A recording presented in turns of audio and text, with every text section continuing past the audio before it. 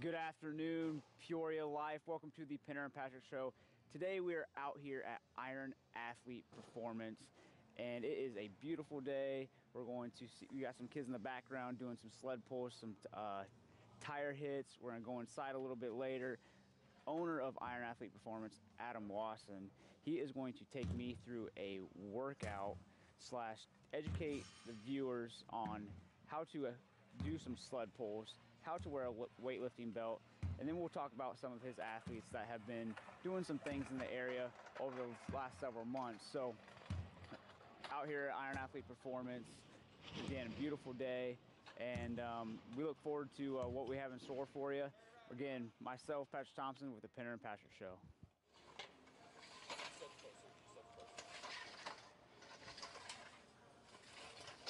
What's up, everybody? Here with owner of Iron Athlete Performance, my man, my friend, my coach, Adam Wasson. How's it going today, buddy? Pretty good. How about you, man? Good, good. I'm very excited to be here and show you guys what Adam can do and why we're doing some of the things that we're going to be doing. We'll be going over some sled pulls, how to properly wear a weightlifting belt, talk about how his athletes are doing, what they're doing, why he has them doing certain types of training, knee sleeves, what's the purpose of them. So let's go ahead and just get going with what we're going to be doing, Adam.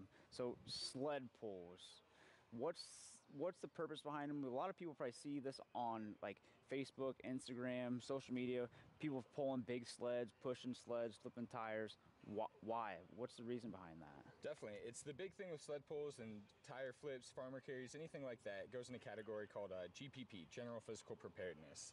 And essentially what that is getting you ready for any situation possible. You're working not just like endurance aspect, you're not working just a speed aspect or a strength aspect, putting it all together. You got speed, endurance, strength, hypertrophy a little bit, you got flexibility, working on the mobility with everything. So we try to do things that are going to work all of that at once. So right. Things like that would be sled pulls, something where you're working the muscles, going a little bit heavier, getting the strength aspect there. You're also going for longer distances, getting the endurance, getting your heart rate up, and then you're also breaking down those muscles too. So we do stuff like that for lower body. We do a lot of farmer carries, overhead carries, different things that way for upper body. And then with more advanced athletes, we even start to get a little bit, kind of get weird with it. We do different stuff that's going to add that different stimulus. It's one of those kind of the accumulation and accommodation there. So if you do the same thing over and over for a long time, you're not going to get any better with it. So like with you, I've got you doing the sled pulls now. I've mixed up, sometimes got you doing pushes, different things that way. Sometimes with some of the athletes like wrestlers who need a lot of core strength, we'll do stuff with the earthquake bar, really shaky bar. Put kettlebells and bands on each side so it's extremely shaky. It takes a lot more of the stabilizer muscles. It takes a whole lot more just to get that balance there. So you're not only working with the weights that you're carrying, but you're also trying to balance it, get everything that way, much like a situation where you would be in a match, because it's never going to be a completely stable weight for you. I definitely hear that and understand that. Adam has me doing sled pulls for my programming and training about 4 times a week, and what he just said went over muscle fatigue, working on a little bit of heart cardiovascular building, hypertrophy, which is muscle building. Doing those, I mean, I feel my legs toast near the end of the day, and the next morning it's just like, oh my goodness, like it's not that you're really breaking a muscle down. I've watched a podcast or listened to a podcast on Barbell Shrug. They talked about how the sled pulls and pushes do not really break a muscle down, like that soreness, that, you know, how you feel like you tore your muscles. Definitely. Why is that? And that's just because the way that you're doing it, it's more that compound movement. So you're using not just a specific isolated muscle, like as far as if you were doing leg extensions or curls, you're just isolating that muscle, using completely that muscle, which is one of the reasons that I do like the sled pulls or the carries, stuff like that. You're using multiple muscle groups. It's a compound movement, even more so in a way than like people think of compound movements like squats or deadlifts. This even more so because you're using different muscles and you're using them for different things. Very cool, very cool. And one last question before we get started in this.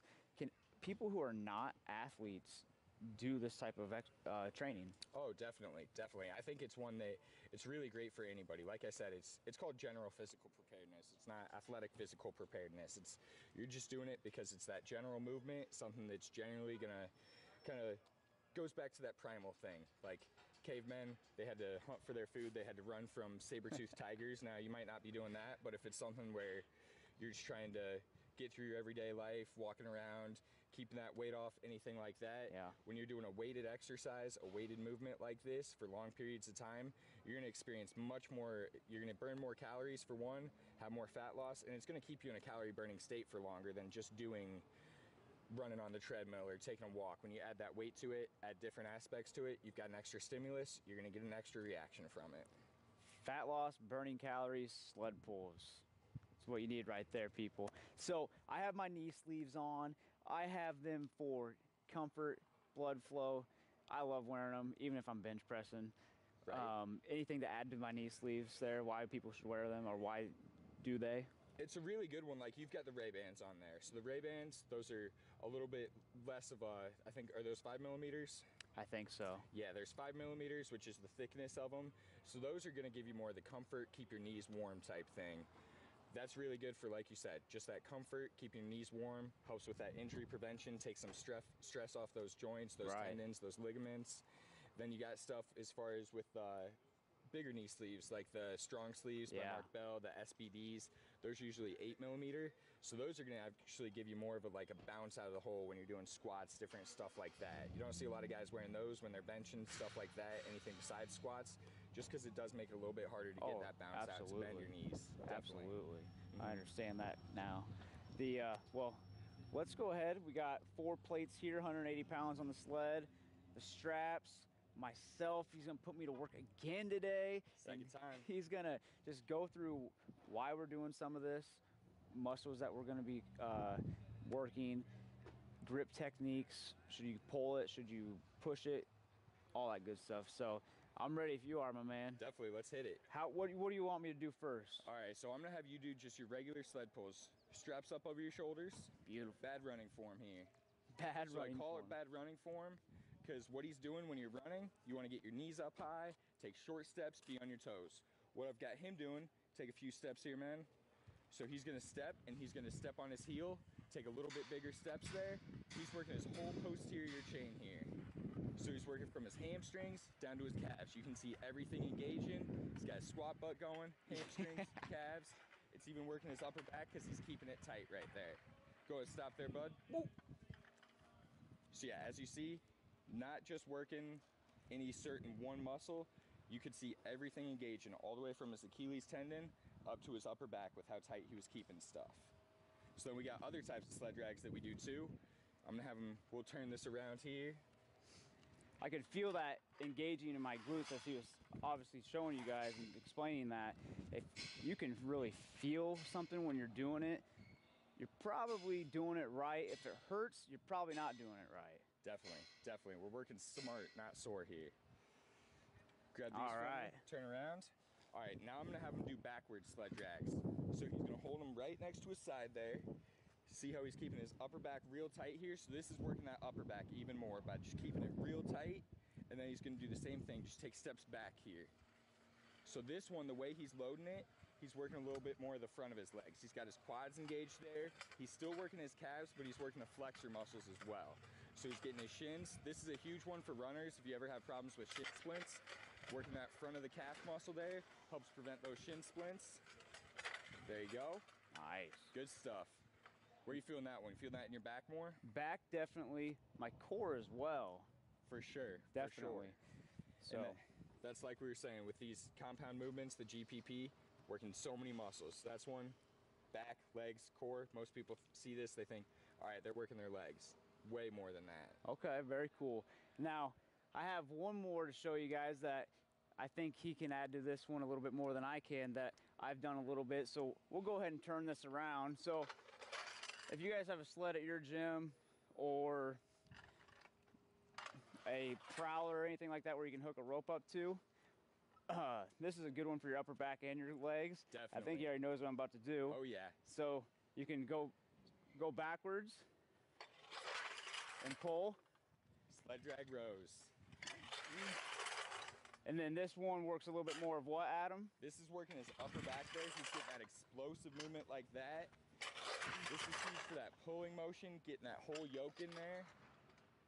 I like this one a lot for baseball players because a lot of times baseball players, softball players, anything like that where it's the throwing sport, quarterbacks, stuff that way, they get a lot of tightness right through here and they start to kind of get that hunched over back, that hunch back there. So when you're doing something like this, building that explosive power on the back, which is a little bit harder to do. There's not a whole lot of exercises that people know that they can do to get that explosive power on the other side.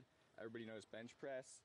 And you've got regular barbell rows, but it's hard to get that explosive drive with it. With these, you're using your hips, you're pushing through, pull back like that. And this is another one where you can actually overload it because you're using your hips. So you can use more weight than you would regularly use for a row. Use your hips there. It's not going to be dangerous. Like if you were doing a row and you're trying to really explode through, you're going to end up tweaking your back. With these, you can overload it, push those hips through, do it the right way, get more weight on there. I absolutely love it. My man Adam Wasson teaching us variations of the sled pulls. Now we're gonna go inside to the actual inside of the gym. We're outside in the parking lot, and he's gonna coach us how to properly wear a weightlifting belt. And it's something that myself, I just learned how to do maybe less than a year ago.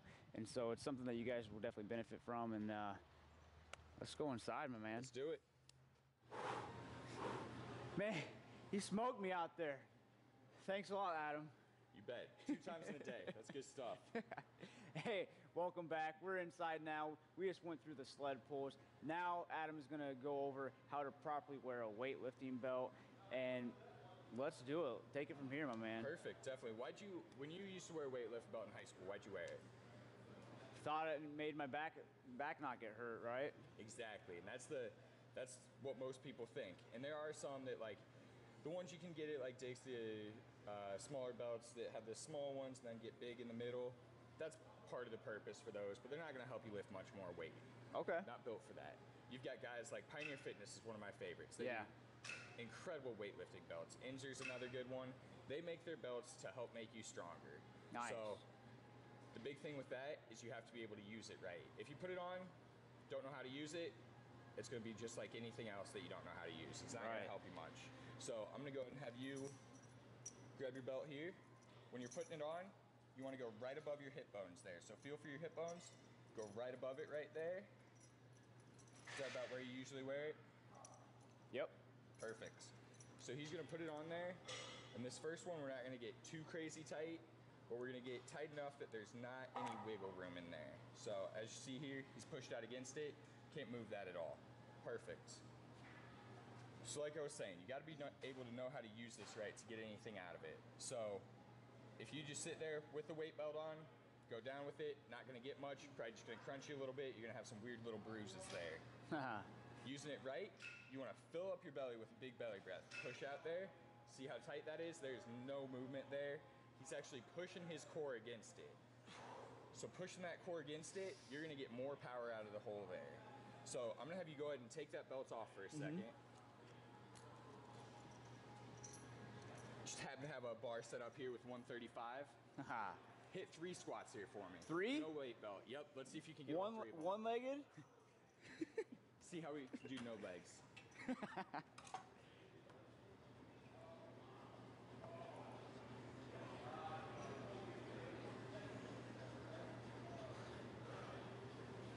So this is just 135 on here, so it's an easy weight for Pat without a weight belt on already. All right. Done for the day. That's it. Go ahead and put that weight belt on. It's deload week weight. Yeah, right. Deload week was like 300 for me.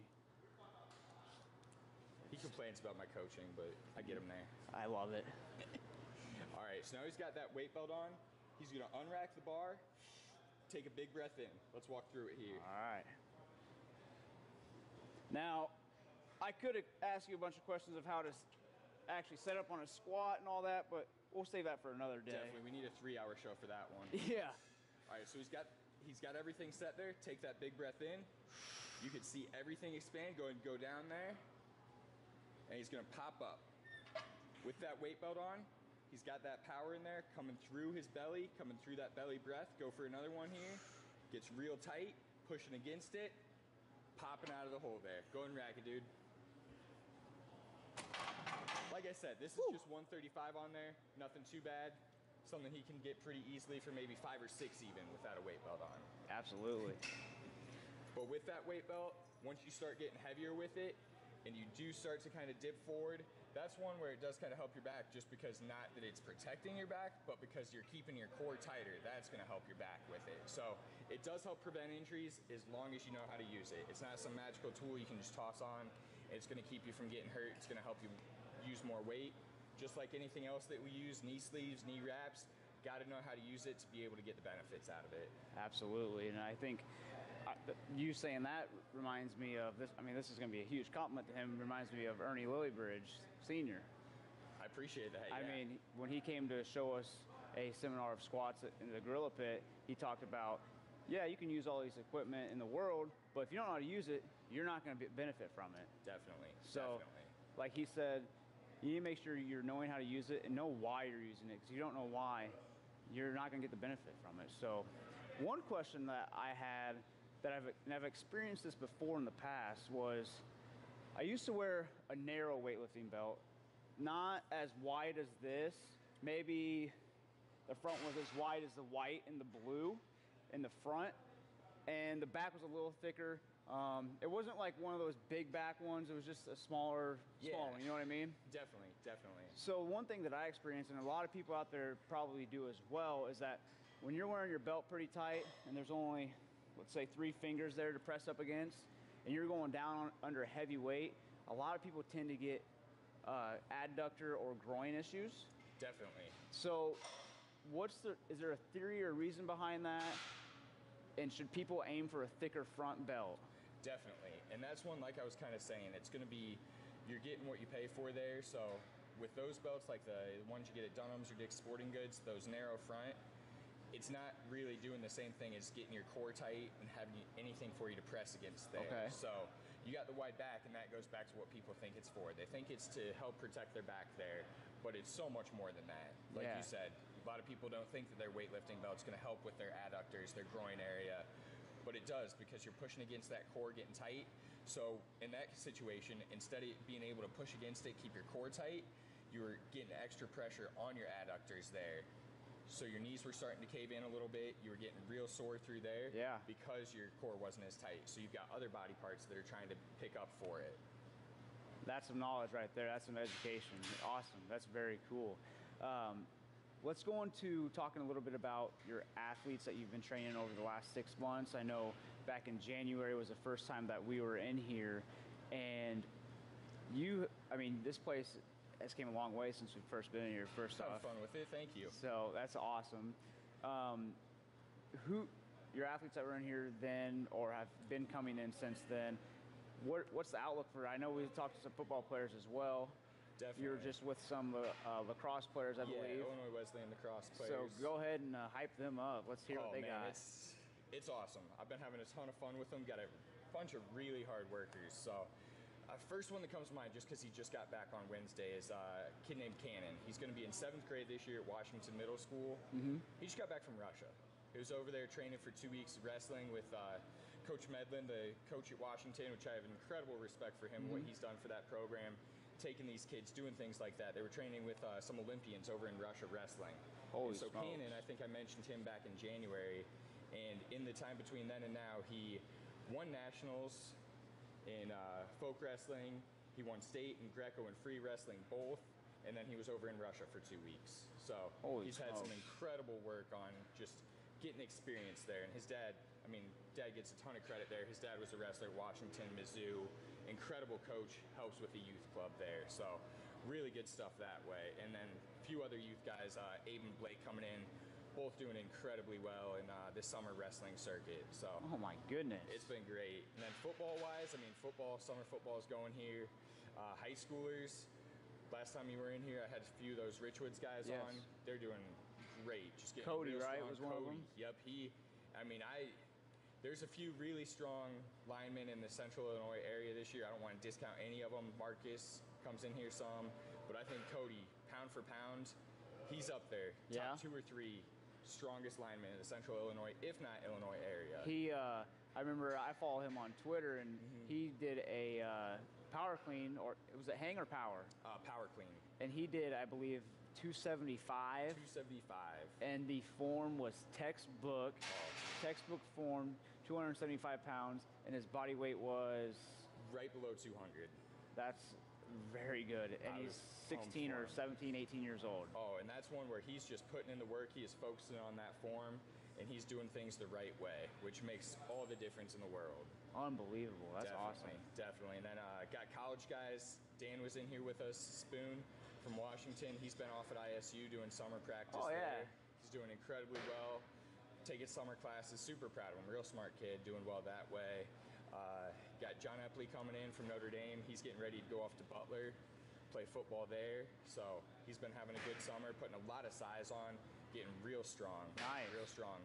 Then got other guys, some baseball players, Nico and Riley, both doing real well. They're off Decatur or somewhere playing in a tournament this week. Pretty much the end of summer baseball. So very cool. Doing well very that cool. way. He's been back in from ISU track. Got a girl who's going to Wisconsin, Stevens Point for track. And one of my favorites this summer has been Merritt. I think you probably saw him on Twitter yesterday. He had some hip problems, had double hip surgery back in January, and he's been coming in just working upper body 4 days a week, just busting it, working as hard as he can. Benched 285 for a triple yesterday without using his legs at all. Legs up, 285 for a triple, just absolutely huge. That's impressive. And then he ran for 3 minutes on the treadmill, which, like I said, doesn't sound like a huge deal, but he had double hip surgery, had some bone shaved off, had some muscles repaired.